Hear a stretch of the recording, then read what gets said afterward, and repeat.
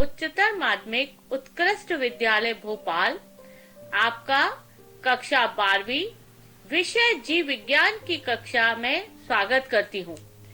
आज हम अध्ययन करेंगे अध्याय 11 जैव प्रौद्योगिकी सिद्धांत व प्रक्रम बायोटेक्नोलॉजी प्रिंसिपल्स एंड प्रोसेसेस भाग 1, जिसके मुख्य बिंदु हैं जैव प्रौद्योगिकी परिचय एवं परिभाषा, जैव प्रौद्योगिकी तकनीकी के सिद्धांत, जैव प्रौद्योगिकी की शाखाएं। जैव प्रौद्योगिकी परिचय एवं परिभाषाएं। बच्चों, जैव प्रौद्योगिकी या जैव तकनीकी वह विज्ञान है जिसमें सजीवों का उपयोग किया जाता है। जैव तकनीकी से तात्पर्य उन सभी तकनीकों से है जिनके द्वारा जीवधारियों या उनसे प्राप्त चयापचयी पदार्थ या उत्पादकों का उपयोग मानव जाति के कल्याण हेतु उपयोगी प्रक्रमों को विकसित करने में किया जाता है।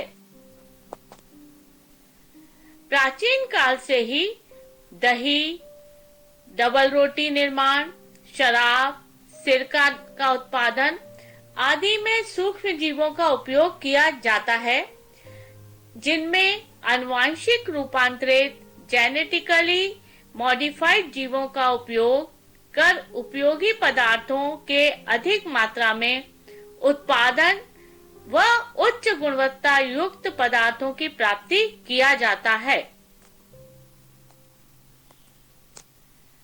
कृत्रिम रूप से जीन संश्लेषण, पादप ऊतक संवर्धन, प्लांट टिश्यू कल्चर, पात्र निषेचन, in vitro fertilisation, test tube baby की प्राप्ति, दोषयुक्त जीन का जीन थेरेपी द्वारा उपचार आदि जैव तकनीक में सम्मिलित नवीनतम आयाम हैं। जैव प्रौद्योगिकी की परिभाषा। Definition of biotechnology. पहली, जीवित जीव अथवा उसके किसी अंश अथवा इनके उत्पादों का उनके प्राकृतिक अथवा रूपांतरित रूप में प्रत्यक्ष अथवा अप्रत्यक्ष उपयोग करने हेतु विज्ञान व अभियांत्रिकी का उपयोग जैव प्रौद्योगिकी कहलाता है। पुनः दोहराते हैं, जीवित जीव अथवा उसके किसी अंश अथवा उनके उत्पादों का उनके प्राकृतिक अथवा रूपांतरित रूप में प्रत्यक्ष अथवा अप्रत्यक्ष उपयोग करने हेतु विज्ञान एवं अभियांत्रिकी का उपयोग जैव प्रौद्योगिकी कहलाता है। दूसरी परिभाषा, जीवित जीवों, तंत्रों अथवा प्रक्रियाओं का लाभदायक उत्पादों के निर्माण हेतु उपयोग करना जैव प्रौद्योगिकी कहलाता है। यह परिभाषा ब्रिटिश बायोटेक्नोलॉजिस्ट द्वारा दी गई है। पुनः दोहराते हैं, जीवित जीवों, तंत्रों अथवा प्रक्रियाओं का लाभदायक उत्पादों में निर्माण हेतु उपयोग करना जैव प्रौद्योगिकी कहलाता है। तीसरी परिभाषा, ऐसी तकनीक जिसमें जैविक तत्वों का उपयोग विभिन्न प्रकार के पदार्थों की प्रतिलिपि बनाने में अथवा उन्हें उत्पादित करने में किया जाता है, जैव प्रौद्योगिकी कहलाता है। पुनः दोहराते हैं, ऐसी तकनीक जिसमें जैविक तत्वों का उपयोग विभिन्न प्रकार के पदार्थों की प्रतिलिपि बनाने में अथवा उन्हें उत्पादित करने में किया जाता है, जैव प्रौद्योगिकी कहलाता है। चौथी परिभाषा, जैव प्रौद्योगिकी जीव रसायन, सूक्ष्म जैविक एवं अभियांत्रिकी की समकलित शाखा है, जिसका उपयोग सूक्ष्म जीवों, संबंधित ऊतक कोशिकाओं एवं उनके अंशों के तकनीकी अनुप्रयोग हेतु किया जाता है। यह परिभाषा यूरोपियन फेडरेशन ऑफ बायोटेक्नोलॉजी के द्वारा दी गई थी। पुनः इस परिभाषा को दोहराते हैं। जैव प्रौद्योगिकी जीव रसायन, सूक्ष्म जैविकी एवं अभियांत्रिकी की समाकलित शाखा है, जिसका उपयोग सूक्ष्म जीवों, संबंधित ऊतक कोशिकाओं एवं उनके अंशों के तकनीकी अनुप्रयोगों हेतु किया जाता है।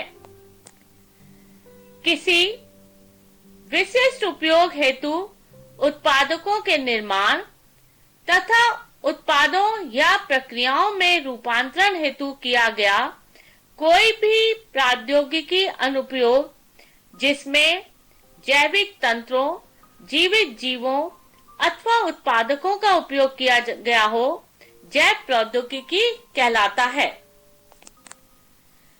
जैव प्रौद्योगिकी परंपरागत विचार एवं आधुनिक आणविक जैविक प्रौद्योगिकी को सम्मिलित करते हुए यूरोपियन फेडरेशन ऑफ बायोटेक्नोलॉजी द्वारा सन 1981 में जैव तकनीकी की सर्वमान्य परिभाषा निम्नानुसार दी गई।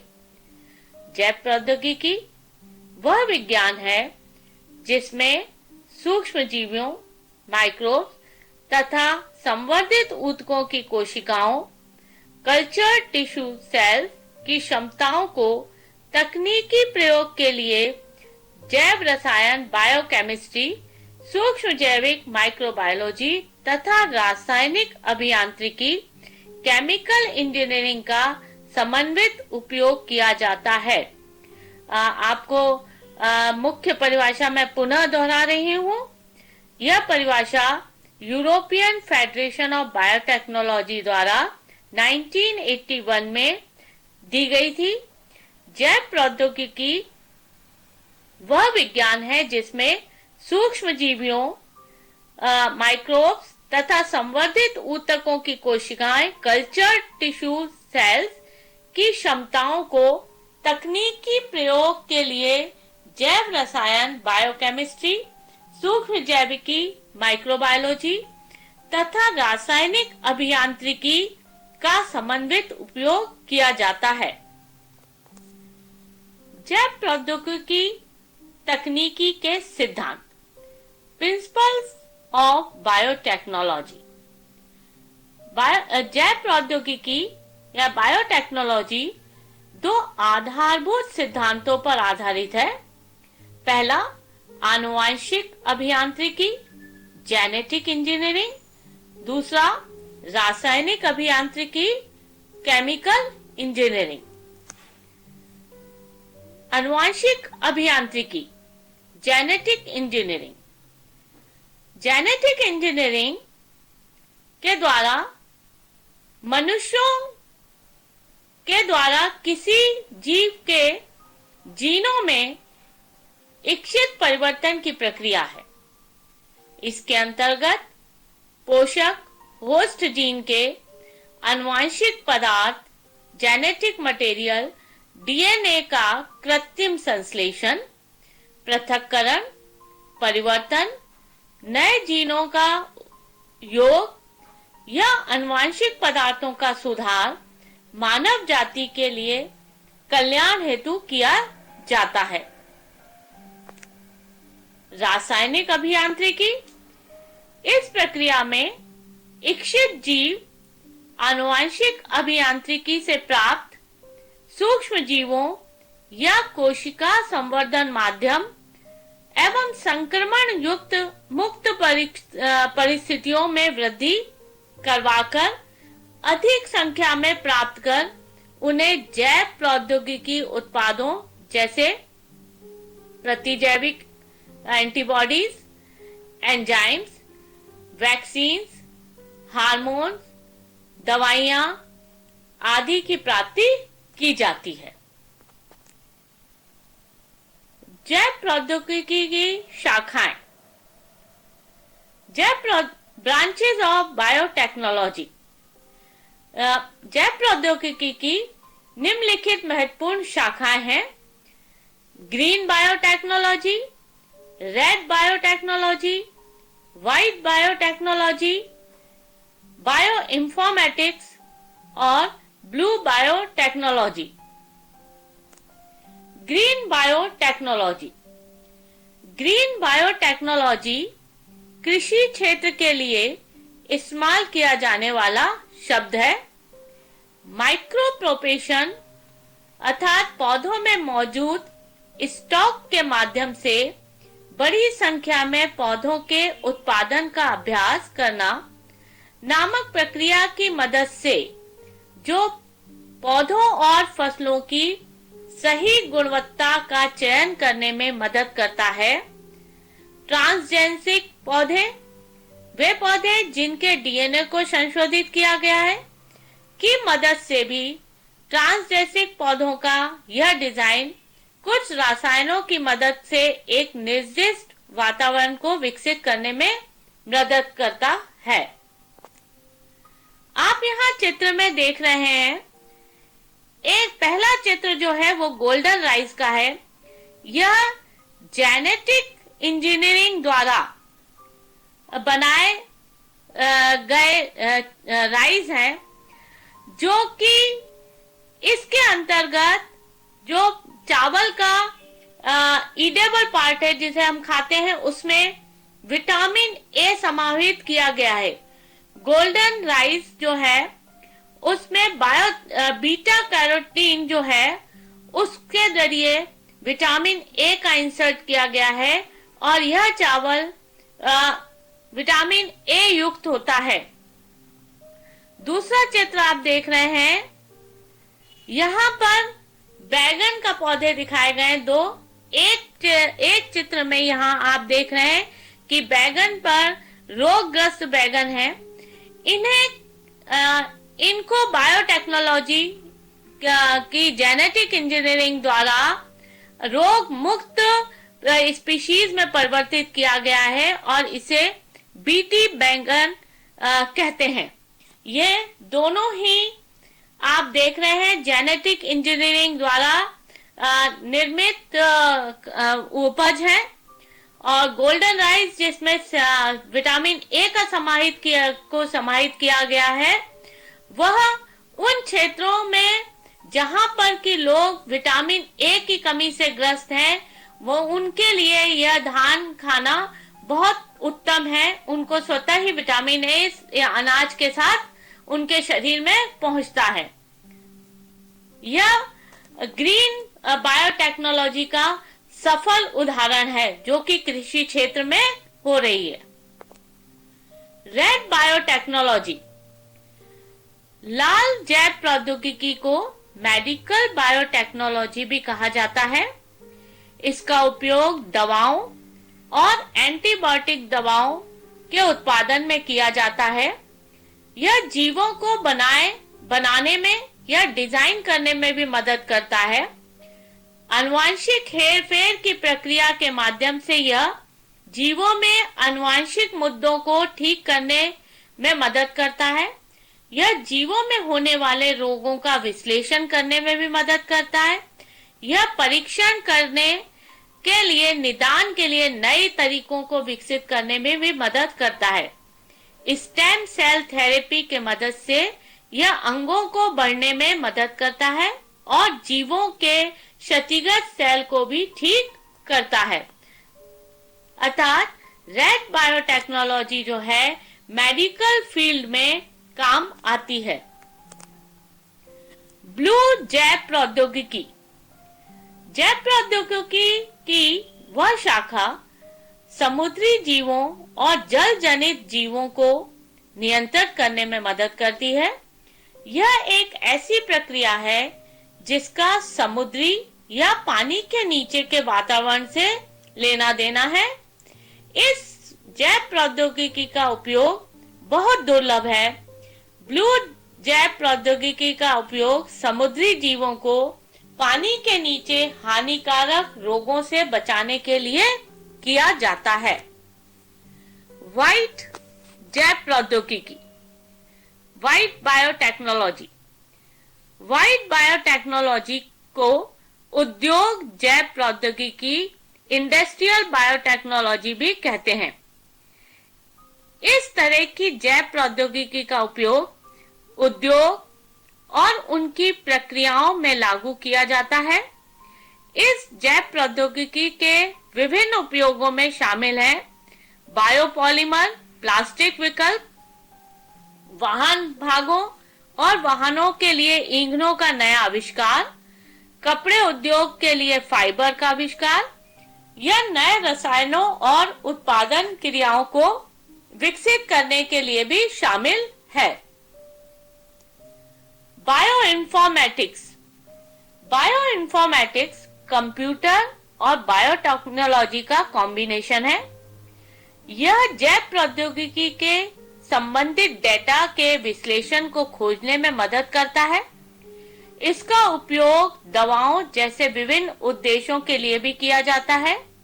दवाओं के विकास के लिए इसका उपयोग फसलों और पौधों की उर्वरकता की सुधार के लिए, कीट सूखे के लिए भी किया जाता है। यह बीमारियों के प्रतिरोध के लिए है। यह कार्यात्मक, जीनोमिक्स, संरचनात्मक, जीनोमिक्स, प्रोटिएक्सिस जैसे क्षेत्रों में भी महत्वपूर्ण भूमिका निभाता है। इन क्षेत्रों में यह बहुत महत्वपूर्ण योगदान देते हैं और जब यह बायोइन्फॉर्मेटिक्स जो है फार्मास्यूटिकल क्षेत्र में भी बहुत महत्वपूर्ण योगदानकर्ता बन जाते हैं। आनुवंशिकी अभियांत्रिकी की संकल्पना का विकास, development of concept of genetic engineering. आपको मालूम है कि अलैंगिक प्रजनन से प्राप्त संतति आपस में समरूप और अपने जनक के एकदम समान होती हैं, जबकि इसके विपरीत लैंगिक जनन से प्राप्त संततियां न तो समरूप होती हैं, न ही अपने जनकों से समान होती हैं। अर्थात भिन्नताओं की प्राप्ति और नए गुणों की संतति में प्रकट होना लैंगिक जनन की विशेषता है। अतः पौधों और जंतुओं की उन्नत प्रजातियों के विकास हेतु या नए गुणों के समावेश हेतु परंपरागत रूप से संकरण, हाइब्रिडाइजेशन का उपयोग किया जाता है। किंतु इन हाइब्रिड्स में ऐच्छिक, वांछित और अवांछित, डिजायर्ड और अनडिजायर्ड दोनों प्रकार के जीन उपस्थित होते हैं। अनैच्छिक जीनों को अलग करना कठिन होता है। इस कमी को दूर करने हेतु वांछित जीनों को विलगित आइसोलेट करके क्लोनिंग के पश्चात स्थानांतरित करते हैं। तकनीक रिकॉम्बिनेंट डीएनए टेक्नोलॉजी कहलाती है। इस प्रकार निर्मित पुनर्योजन डीएनए, रिकॉम्बिनेंट डीएनए में बिना अवांछित जीनों के या एक से अधिक वांछित जीनों को जीवों में स्थानांतरित किया जाता है। स्थानांतरित जीन डीएनए खंड यदि ग्राही डीएनए के जीनोम से जुड़ जाती है, तब वह परपोषी होस्ट जीन के साथ वंशागत हो जाती है, अन्यथा नष्ट हो जाती है। इस बाहरी डीएनए फॉरेन डीएनए का द्विगुणन उसी स्थिति में होता है जब वह इस गुणसूत्र या अतिरिक्त क्रोमोसोमल डीएनए, जिसे प्लाज्मिड कहते हैं, जुड़ जाए, जिसके पास स्वयं की प्रतिकृति का मूल क्षेत्र ओराई रीजन होता है, ओरिजिन ऑफ रिप्लिकेशन रीजन होता है। बेरनेर अर्बर 1963 की खोज प्रतिबंधित एंजाइम, रेस्ट्रिक्शन एंजाइम, पुनः संयोजक डीएनए ने प्रौद्योगिकी में नया अध्याय आरंभ किया। उन्होंने पता लगाया कि इस्टीरिया कोलाई नामक बैक्टीरियोफेज के आक्रमण से स्वयं को बचाने हेतु एक एंजाइम का उपयोग कर बैक्टीरियोफेज के डीएनए को तोड़कर या काटकर नष्ट कर देता है। इस एंजाइम को प्रतिबंध एंजाइम, रेस्ट्रिक्शन एंजाइम कहा गया एवं इस खोज हेतु आर्बर, नाथन और स्मिथ को 1978 में नोबेल पुरस्कार प्रदान किया गया। इन्हीं प्रतिबंधन एंजाइम्स का उपयोग करके डीएनए में वांछित खंडों को काटकर अलग किया जा सकता है। जैव प्रौद्योगिकी के विकास में स्टैनले प्लाज्मिड हर्बर्ट वायर का क्या योगदान है, अब हम देखते हैं। इन्होंने 1972 में सोलमेना टाइफिम्यूरम के प्लाज्मिड से एक प्रतिजैविक प्रतिरोधी जीन को अलग किया। प्लाज्मिड का यह अंश इस जीवाणु को प्रतिजैविक के विरुद्ध प्रतिरोध क्षमता प्रदान करने के लिए उत्तरदायी होता है। उन्होंने इसे प्राप्त करने हेतु आणविक कैंची, मॉलिक्यूलर सीजर कहे जाने वाले प्रतिबंधन एंजाइम का उपयोग किया, रेस्ट्रिक्टेड एंजाइम का उपयोग किया। इस वांछित डीएनए खंड को एक अन्य विकर डीएनए लाइगेज की मदद से वाहक कहे जाने वाले अन्य प्लाज्मिड से जोड़ा गया। इस प्रकार से प्राप्त डीएनए को रिकॉम्बिनेंट डीएनए कहा गया। हम इस प्रक्रिया को पुनः समझते हैं। जैव अभियांत्रिकी के विकास में स्टैनले प्लाज्मिड हर्बर्ट वायर का महत्वपूर्ण योगदान रहा है। उन्होंने 1972 में सोलमेना टाइफिम्यूरियम के प्लाज्मिड से एक प्रतिजैविक प्रतिरोधी जीन को अलग किया। प्लाज्मिड का यह अंश उस जीवाणु को प्रतिजैविक के विरुद्ध प्रतिरोध क्षमता प्रदान करने हेतु उत्तरदायी होता है। उन्होंने इसे प्राप्त करने हेतु आणविक कैंची, मॉलिक्यूलर सीजर कहे जाने वाले प्रतिबंधन एंजाइम, रेस्ट्रिक्टेड एंजाइम का उपयोग किया। इस वांछित डीएनए को एक अन्य विकर डीएनए लाइगेज की मदद से वाहक वेक्टर कहे जाने वाले अन्य प्लाज्मिड से जोड़ा गया। इस प्रकार से प्राप्त डीएनए को पुनर्योजी डीएनए, रिकॉम्बिनेंट डीएनए कहा। इस वाहक का उपयोग कर पुनर्योजी डीएनए को इश्चीरिया कोलाई जीवाणु में स्थानांतरित किया। यह स्थानांतरित डीएनए पोषक के DNA, host DNA polymerase enzyme का उपयोग कर प्रतिकूल होता है। इस प्रकार अपनी कई प्रतिलिपियां तैयार कर लेता है। जीन के गुणन की यह प्रक्रिया क्लोनिंग कहलाती है। परिणाम स्वरूप प्रतिजैवी प्रतिरोधी जीन की ई कोलाई में कई प्रतियां बन जाती हैं। इस प्रकार प्रथम कृत्रिम पुनर्योजी डीएनए, रिकॉम्बिनेंट डीएनए का निर्माण संभव हो सका। जैव प्रौद्योगिकी के मूल चरण। जैव प्रौद्योगिकी या बायोटेक्नोलॉजी के जो स्टेप्स हैं मुख्यतः वह है, पहला वांछित जीन की पहचान व पृथक्करण, कि सर्वप्रथम हमें उस जीन की पहचान करनी है जिसे हम चाहते हैं। दूसरा, वांछित जीन का पोषक में स्थानांतरण। तीसरा, वांछित जीन का गुणन एवं संतति में स्थानांतरण।